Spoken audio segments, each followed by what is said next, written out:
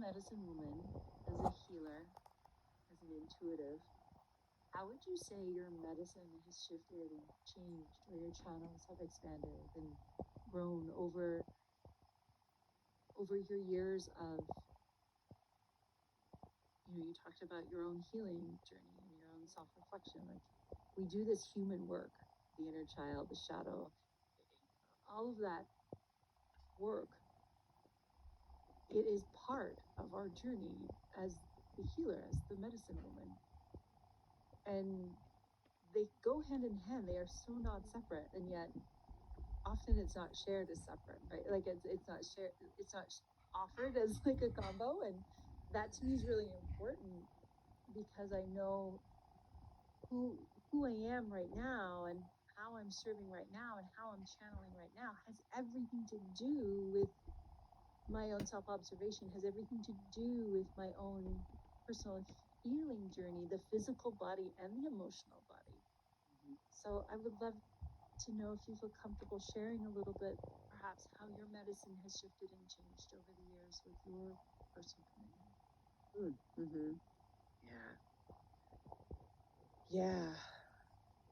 Yeah, things for me are always changing. There's always changing, and through the listening, there's always an evolution. And so for me, practice, like you said, is definitely informed by what it is that I'm uncovering and discovering, and the different ways that my true nature is revealing itself more and more.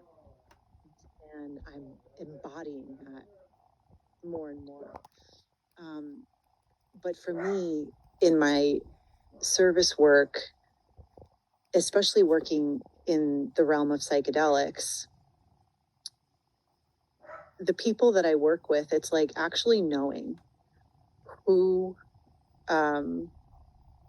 is a good candidate for medicine work and who isn't, right? Because medicine is so dynamic. I mean, there's so much. Everything. So people have an idea that medicine is... Exactly. But there's the Temazcal, the sweat lodge medicine, you have breathwork medicine, you have somatic therapy medicine, there's so many. And so it's really, okay, well, let's feel into what is going to support your unfurling now. And my ethos is, when I work with people, the intake form is like, whoa, because me too. Yeah. Is knowing as much as I can about a person's experience and life experience and family history and ancestral history helps us to dive right in and to understand the pattern of the survival strategy that most people are moving with but are not aware of. Even people who are very aware, sometimes the survival strategy hijacks the insight that people will gain, And so, like my husband Roger says, slow is fast and fast is smooth, and moving in a way that really creates the foundations for how their soul is unfolding, how people are experiencing themselves. And I know you work with the presence process a lot, because all of it is so much about awareness, presence, and attention.